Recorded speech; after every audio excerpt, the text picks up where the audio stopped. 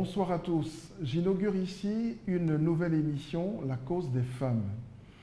Ici, nous adresserons toutes les thématiques liées à tous les combats en faveur du respect des droits des femmes contre toutes les violences qu'elles subissent. La cause des femmes mettra chaque semaine en lumière une femme au regard de l'efficacité de ses initiatives en faveur d'un meilleur devenir de la femme, de l'enfant et, je veux dire, des populations de notre pays en général. Ma première invitée, c'est Madame Philomène Kofi. Bonsoir Madame Kofi. Bonsoir Evan. Alors, vous êtes la présidente de l'ONG Jeunes Femmes, Lève-toi. C'est bien ça. Voilà. Avant de poursuivre, avant d'entrer dans le vif de notre émission, je vous prierai de regarder avec nous ce court extrait d'une vidéo tournée par l'association Jeunes Femmes Lève-toi autour de ces actions sur le terrain. Je vous prie de faire beaucoup plus attention aux témoignages des femmes. Sur 6 mois, je payais 200 par jour. Voilà, et aujourd'hui, j'ai eu 3 poulets, 10 bouteilles de sucreries, les petites bouteilles là, et un paquet de cumagie, 1 kilo de pommes de terre, 3 sacs de le riz, 5 kilos. Et je pense bien parce que pendant la fête dans le mois de décembre, c'est un peu compliqué. Donc on fait ça rentre beaucoup, c'est moins de dépenses. Voilà, c'est moi, je pense que c'est bon. Moi personnellement, si c'est moi seulement, la fête de Noël et janvier, où sont mes moyens pour pouvoir acheter tout ce que j'ai reçu ici, pour pouvoir partager, donner à ma famille, à mes proches parents? Non, je n'ai pas les moyens. Mais en faisant ça, ça m'a encouragé. Et puis, ça m'a poussé à m'approcher un peu plus de la famille de l'autre côté. Donc, voilà. Alors, je rappelle que ce film a été réalisé par nos amis de Ose TV. Ouais. Et voilà, pour l'association Jeunes Femmes, Lève-toi. Alors, Madame Kofi, pourquoi Jeunes Femmes, Lève-toi? Jeune femme, lève-toi. Déjà, il faut dire que l'origine même du nom nous vient de la Bible, d'une histoire où Jésus a demandé à la fille de Jaïrus de se lever. Et en fait, le nom même, c'est Talitha Koumi. Voilà, donc c'est une invitation aux jeunes femmes à prendre conscience qu'elles ont une importance. Elles ont une importance pour le développement, à prendre leur place dans la société. Si vous créez donc cette ONG Jeunes Femmes Lève-toi, c'est parce que vous avez fait un constat que les femmes, ou du moins les jeunes femmes, ne se battent pas assez pour se faire une place au soleil, comme on dit. Oui, le constat est que les jeunes femmes se disent en fait, j'attends quelqu'un, j'attends un homme qui va me prendre pour épouse et qui va à son tour contribuer à mon bien-être, alors qu'elles peuvent le faire elles-mêmes. Nous sommes dans une société en construction et nous pensons que cette société-là a besoin de l'appui et des hommes et des femmes. Voilà, donc on lance cet appel-là déjà pour une prise de conscience de la gente féminine. Est-ce que ce n'est pas culturel? Parce que toute l'éducation de base traditionnelle qu'on donne à la jeune fille, c'est de se dire, tu es femme, tu restes à ta juste place, il y aura un homme qui fera tout pour toi. Je suis d'avis avec vous. C'est une construction culturelle et c'est ce pourquoi nous venons en fait pour déconstruire en fait. Voilà, parce que la société elle est évolutive. Donc, on n'est plus à ce temps-là où l'homme seul se tapait toutes les dépenses. Par les temps qui courent. Voilà. Les temps deviennent assez compliqués, la vie devient assez chère. Donc, ce jeune homme qui va être scolarisé au même titre que la jeune fille qui va encore se taper toutes les charges, je pense que c'est une conception qui n'existe plus. Donc il est temps en fait que les jeunes filles prennent conscience, voilà, que c'est plus à l'homme seul de contribuer aux charges de la famille. Voilà. Et comment la société perçoit-elle cette façon-là que vous avez de poser ce problème, jeune femme, il est temps que vous leviez? Comment la société, votre entourage déjà, perçoit cela? Et puis les femmes même que vous rencontrez, à qui vous parlez, comment réagissent-elles? Je pense que la société réagit bien. Et pourquoi est-ce que je dis que la société réagit bien? Quand nous faisons par exemple les tournées en zone rurale et que les parents en fait nous voient, nous devenons en fait un modèle. C'est ça. Donc ce modèle-là démontre que ça fait envie. Voilà, que la femme peut. Voilà, elle peut et même elle doit contribuer au développement. Donc jusqu'à présent, je pense que le message il passe bien. On essaie simplement d'expliquer qu'on a du potentiel et que ce potentiel-là, on ne peut pas le laisser enfoui en nous juste pour des préjugés. Voilà, donc. Mais en même temps, c'est aussi une façon de dire aux femmes: ayez plus confiance en vous. Oui, ayez plus confiance en vous. Ouais. Oui, c'est ça le message en fait. Je suis d'avis avec vous. Ouais, ayez plus confiance en vous, entreprenez, prenez vos en charge, battez-vous. Et là, c'est très intéressant, mais est-ce que vous avez cherché à comprendre, à part ces raisons liées au regard que porte la société sur cette question-là, est-ce que vous avez cherché à comprendre aussi un peu ce qui se passe dans la tête de ces jeunes filles, de ces jeunes dames, pour qu'elles refusent de se prendre en charge, mis à part les pesanteurs socio-culturels? Je pense que tout part de là. Tout part de là, parce que se mettre, en fait, leur poser la question, c'est qu'elles te disent en fait, c'est comme ça que ça a toujours été. C'est ça, oui. Voilà, on sait que c'est l'homme qui doit faire les charges de la famille et la femme après, c'est elle qui doit s'occuper de tout ce qui est ménage, de tout ce qui est, je vais dire, du bien-être de la famille. Donc, les rôles sont définis en fait. Et quand les rôles sont définis à la base, on ne peut que grandir avec. Donc, principalement, c'est ce qu'elles te disent. Et même les femmes aussi, c'est ce qu'elles disent, en fait. C'est ce qu'elles enseignent aux filles. Donc, tu es une femme, arrange-toi à trouver un homme. Trouve-toi un homme, marie-toi, pour que cet homme-là puisse s'occuper subvenir à tes besoins et subvenir aussi aux besoins de la famille que nous sommes. Donc, c'est une construction, et cette construction-là est devenue un mur dans l'esprit des femmes. Alors, Madame Kofi, ce constat étant fait, jeune femme, lève-toi, qu'est-ce que vous faites en fait? Qu'est-ce que nous faisons? Déjà, il faut dire que nous avons deux axes prioritaires. Nous avons l'éducation et nous avons l'entrepreneuriat. Donc, au niveau de l'éducation, ce que nous menons comme action, c'est faire la sensibilisation, surtout pour le métier des filles à l'école. Quand on part à l'école, c'est sûr qu'on est prédestiné à un avenir. Voilà, on est prédestiné à un emploi. Et donc, tout de suite, cet emploi-là peut nous permettre d'être autonomes. Donc, c'est des actions de sensibilisation pour le métier des filles à l'école, c'est des accompagnements, des appuis. Voilà, on essaie aussi de scolariser des jeunes filles qui sont issues de familles modestes. Voilà, je préfère, de familles modestes. Voilà, et on essaie aussi de mettre des bibliothèques. Pourquoi des bibliothèques dans des établissements qui sont en zone rurale? C'est juste pour emmener ces enfants-là à rêver. On sait que les livres nous permettent d'apprendre. Les livres permettent de voyager.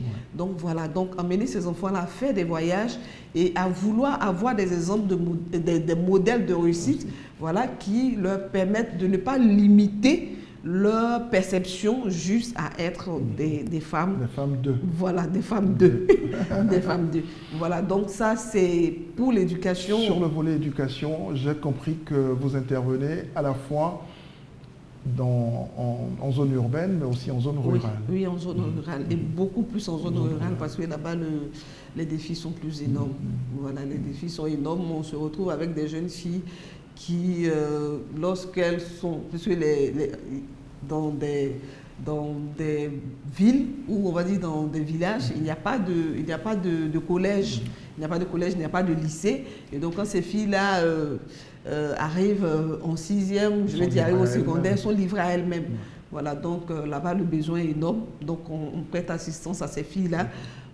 Celles qui, pour des cas de grossesse, ont dû arrêter, voilà, ont dû arrêter les cours, on essaie de les remettre encore sur la voie de l'école. Voilà. Voilà. Avant d'évoquer le deuxième volet, l'entrepreneuriat, j'ai oublié de vous demander, l'équipe Jeunes Femmes Lève-toi, elle est composée de combien de personnes qui y travaillent? L'équipe est composée de 29 personnes. Quand je dis 29 personnes, nous avons le bureau exécutif, nous avons les bénévoles et nous avons nos points focaux. Voilà, donc nous allons tourner autour de 29 personnes. Très bien. Mais comment vous organisez-vous? Vous êtes dans combien de régions aujourd'hui? Aujourd'hui, nous sommes principalement, en plus d'Abidjan, nous avons toute la région de l'Ifou, dans laquelle nous menons des actions, donc des actions dans les 4 départements, Daoukro, Mbayakro, Prikro, Ouélé.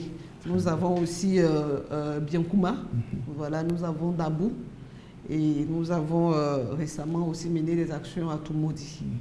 Parlons de l'éducation justement. Combien de jeunes femmes, de jeunes filles ont bénéficié de ce que vous avez pu faire depuis 2017 que vous existez? Oui, depuis 2017, nous avons 687 jeunes filles qui ont bénéficié de l'appui de l'ONG Jeunes Femmes Lève-toi. Sur quelle nature? En don de kits scolaires. Pour la scolarisation, nous avons eu à scolariser 7 élèves. Quand je dis scolarisation, c'est prise en charge totale de la scolarité et des kits. De 7 élèves? De 7 élèves qui étaient issus de familles modestes. Ok. Et alors, maintenant parlons du second volet, le volet entrepreneuriat. D'accord. Vous avez une idée géniale. C'est l'autonomisation par soi-même. Oui, l'autonomisation des femmes. Des femmes. Par les femmes. Ouais. C'est quoi le concept? Le concept ici, c'est d'emmener les femmes à comprendre qu'elles ont du potentiel. Et ne plus être des assistées. Ne plus être des assistées. C'est bien dit, mais je pense que la plupart des femmes ne sont pas véritablement des assistées. Voilà, parce qu'on se retrouve avec beaucoup de femmes qui sont en situation de vulnérabilité. C'est parce qu'elles ne sont surtout pas assistées. Voilà. Okay. Voilà. Mais en fait, elles ont du potentiel. On n'est pas assisté, mais parce qu'on n'a pas la bonne stratégie, en fait. Voilà. Donc, on vient leur expliquer comment elles peuvent être autonomes à travers le peu qu'elles gagnent. Voilà. C'est ça le concept de l'autonomisation de la femme par la femme. Par la femme. Alors, ce concept, vous l'avez mis en place. Comment se développe-t-il? C'est quoi ces critères de réalisation? D'accord. Il faut déjà dire que l'autonomisation des femmes par la femme, c'est un concept d'épargne. Ce concept-là, en fait, vient pour expliquer à la femme qu'à partir d'une épargne minimum, on peut, au bout d'un certain temps, contribuer soi-même à son épanouissement. C'est-à-dire qu'on n'a pas besoin d'attendre une institution pour financer votre activité. Les femmes elles-mêmes, en épargnant, peuvent financer leur activité. Mais ce serait, j'allais vous demander, mais pour épargner, il faut avoir. Et il faut aussi dire que ce n'est pas qu'on n'a pas besoin. Nos institutions sont là pour le bien de la communauté. Tout à fait. Mais si l'institution met du temps à venir, Qu'est-ce qu'on fait? Il faut bien commencer. Tout à fait, oui. Il y a une adage de la Bible qui dit, ou il y a un verset de la Bible qui dit, à celui qui en a, on en donnera. Voilà, donc c'est emmener les femmes à avoir quelque chose.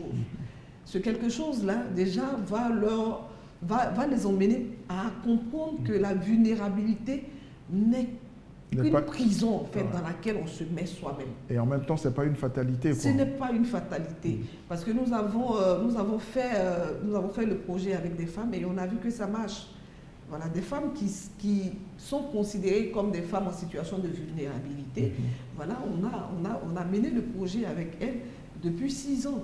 Et on voit ces femmes-là un peu plus épanouies. Voilà, donc le concept, en fait, c'est une épargne, comme je l'ai dit, minimum de 200 francs. Donc aujourd'hui, on se rend compte qu'avec 200 francs, bon, on ne considère même plus, ça ne peut même plus acheter un bonbon, ça ne peut plus rien acheter. Mais c'est une épargne. Donc, on part avec ces femmes-là sur ce principe de 200, de 300, de 500. Ce sont elles-mêmes qui choisissent le profil de l'épargne en fonction de leur revenu. Et au bout d'un certain temps, cette épargne-là devient en fait, devient effectivement une épargne. Ça devient, il y a de la consistance dans cette épargne. Si j'ai vu 200 francs que je n'ai pas considéré 200 francs, et qu'au bout de 6 mois, 200 francs peut devenir 20 et quelques mille francs, mais écoutez, ça devient de l'argent, ça devient important. Quand je prends 300 francs et que 300 francs, au bout d'un mois, me fait 9000 francs, ensuite, au bout de 6 mois, me fait peut-être 40 et quelques mille francs, mais ça commence à devenir important. Ça a de la valeur. Ça commence à avoir de la valeur. Donc, c'est cette valeur-là que nous essayons d'enseigner aux femmes. Donc, le peu que vous avez, le peu que vous ne considérez même pas, nous allons vous accompagner à travers le projet Ma Bonne Sémence à faire une épargne et à valoriser le minimum que vous avez. Très bien. Alors, d'où la bonne semence qu'on a vue tout à l'heure. Et si vous voulez, je vous explique rapidement pourquoi Ma Bonne Sémence. Oui, pourquoi la semence, c'est la petite graine qu'on met en terre. Oui. Et donc, quand on met cette graine en terre, elle est censée produire en fait un arbre. Mais l'arbre, il faut bien l'arroser. Donc, l'arroser, ce sont les efforts journaliers. Voilà, donc mon effort, soit de mettre 200, de mettre 300, de mettre 500. Au bout de 6 mois, me sort un contenu, me sort une ressource financière qui peut contribuer à mon bien-être, au bien-être de ma famille et qui peut être utilisée aussi pour accroître le capital de mon activité. Alors, vous m'aviez dit en préparant cette émission qu'en 2017, vous aviez démarré, il n'y avait que 33 femmes qui vous ont fait confiance. 33 femmes, parce que là, c'était pas évident. C'était pas évident du tout.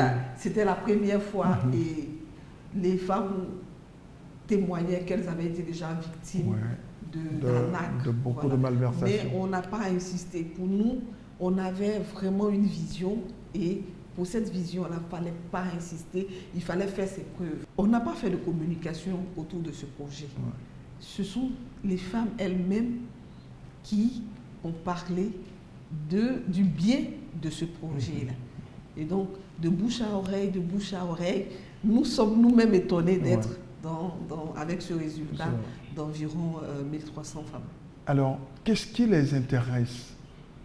Pourquoi épargnent-elles ces femmes? Déjà, il faut dire que dans le projet Ma Bonne Sémence, nous avons 3 types d'activités. Nous avons Ma Bonne Sémence qui s'occupe des vivres, voilà, et ça se fait en période de fête. Donc quand je dis en période de fête, nous avons la Pâque, nous avons la Tabaski, nous avons les fêtes de fin d'année. Voilà, donc pour ces types de fêtes-là, les femmes font cette épargne-là de sorte qu'à cette période-là, elle n'est pas à se demander comment la famille, comment les enfants vont manger, qu'est-ce que je pourrais faire pour mon père, pour ma mère, voilà. Donc ça répond à un besoin de bien-être, de bien vivre pour la famille. Donc ça, c'est la première épargne. La deuxième épargne consiste à faire une épargne pour avoir un bien matériel, mais qui sert à un projet. Oui, à un projet. Donc, c'est soit une cuisinière, c'est soit un congélateur, c'est soit un frigo. Il faudrait que le projet aille dans le sens de contribuer à l'autonomisation. Donc, elle commence à faire une épargne de 500, c'est-à-dire elles choisissent en fait le bien qu'elles veulent et nous, on continue, elles font l'épargne avec nos bénévoles, voilà, jusqu'à ce qu'elles arrivent au montant de l'achat du bien. Et on fait l'achat pour elles et on vient leur donner. Elles se déplacent pas, c'est nous qui faisons cet achat-là pour elles et nous venons leur apporter. Et le troisième volet, c'est l'épargne pour renforcer son capital. Il y a même des femmes qui font cette épargne-là pour assurer la scolarisation de leurs enfants.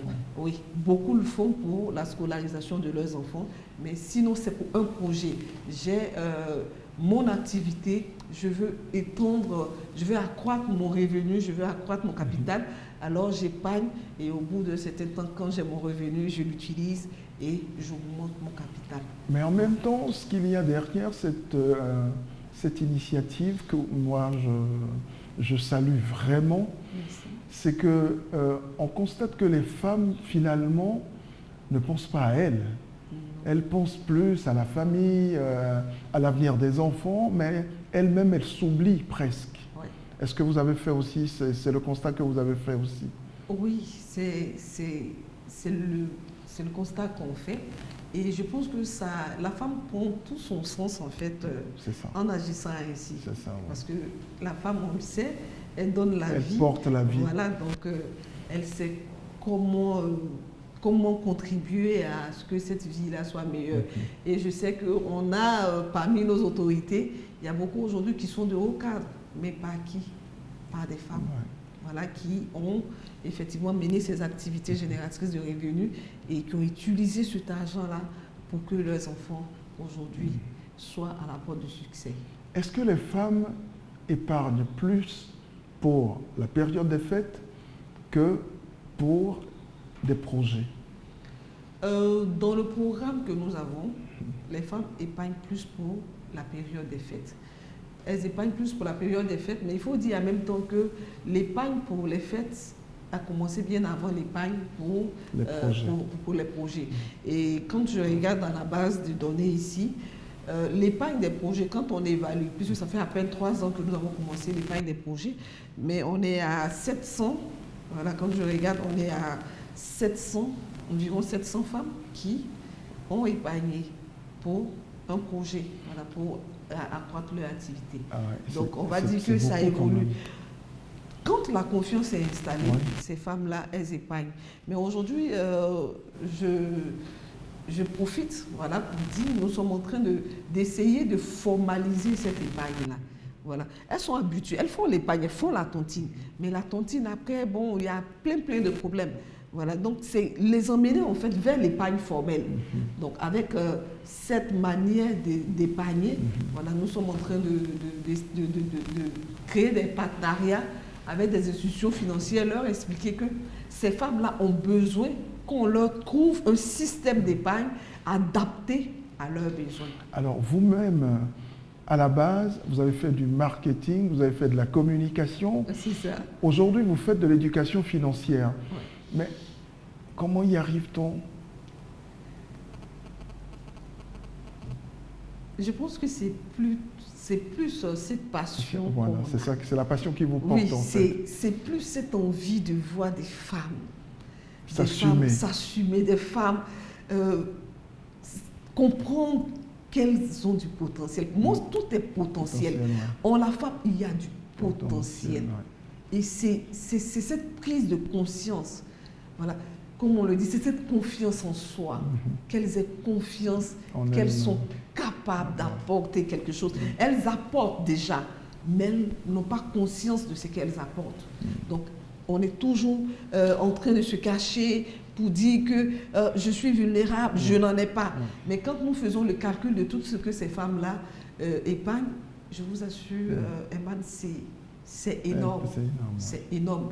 Quand nous avons en juin, je crois le 6, nous avons présenté les résultats de tout ce que nous avons eu à faire pendant pendant tout ce temps, Oui. voilà, pendant 6 ans.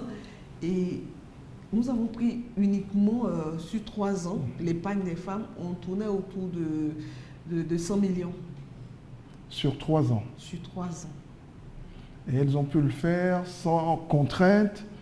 Mais Sans- elles ne savaient même même pas pas. qu'elles étaient en train d'épargner Oui. pour obtenir des millions. Oui. Mais ces millions-là, c'est parce que c'est toute une communauté Oui. en fait. Oui. Donc l'épargne, lorsqu'elle est mise ensemble, mais ça devient, ça devient Un vrai pactole. voilà, un soutien énorme. Oui. Voilà. Donc c'est ces femmes-là, dans leurs conditions, épargnant de façon modeste, mais mis ensemble, c'est tout Ça un, devient voilà, c'est tout consistant. un capital, voilà, Mhm. qui peut, en tout cas, qui peut soutenir des projets à long terme pour des femmes. Alors, Jeune Femme, Lève-toi, c'est une ONG qui aide les femmes à prendre conscience de leur potentiel, à avoir plus confiance en elles. C'est ça. Alors, vous-même à la base, vous avez fait du marketing, vous faites de l'éducation financière, vous avez fait de la communication. Qu'est-ce que vous faites aujourd'hui à part cette activité pour les femmes, avec les femmes? Il faut dire déjà que je suis très engagée dans ce que je fais. Donc, le matin, quand je prends mon sac, je vais au travail. Oui. Voilà. Donc, c'est pour moi une activité en plein temps. Ouais. Derrière ça, j'enseigne l'entrepreneuriat. D'accord. Donc, c'est sûr que je ne peux pas enseigner sans moi-même voilà, faire aussi de l'entrepreneuriat. C'est ça, ouais. Donc, je fais de la vente en ligne. Voilà, je fais de la vente en ligne, de la vente de draps. Et même à ce propos-là, je sais d'emmener des jeunes filles qui n'ont pas d'activité.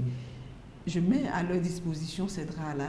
Donc, quand on leur envoie le catalogue, elles balancent le catalogue et elles sont rémunérées par commission sur les différents Ce qu'elles points. vendent. Ah, très bien. Bientôt, c'est les fêtes de fin d'année. J'imagine que vous êtes en train de vous préparer. Oui, nous sommes en train de nous activer parce que c'est la période pendant laquelle... Une période chaude. Oui, vraiment chaude parce que faire de la distribution à environ 1300 femmes seulement à Abidjan, Ouais. c'est pas aisé.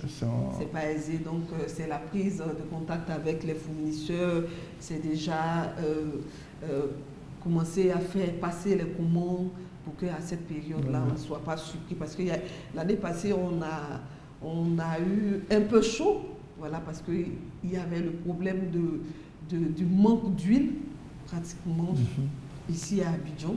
Et ça a failli nous créer des problèmes, parce qu'il faut dire, en même temps que ces femmes-là, elles ne comprennent pas souvent les difficultés qu'on rencontre, mais par la grâce de Dieu, on a pu avoir un fournisseur qui nous a livré à temps, et ça fait le bonheur vraiment de toutes ces femmes-là. Madame Philomène Kofi, merci. C'est la fin de cet entretien. On se retrouve la semaine prochaine pour un autre entretien pour la cause des femmes.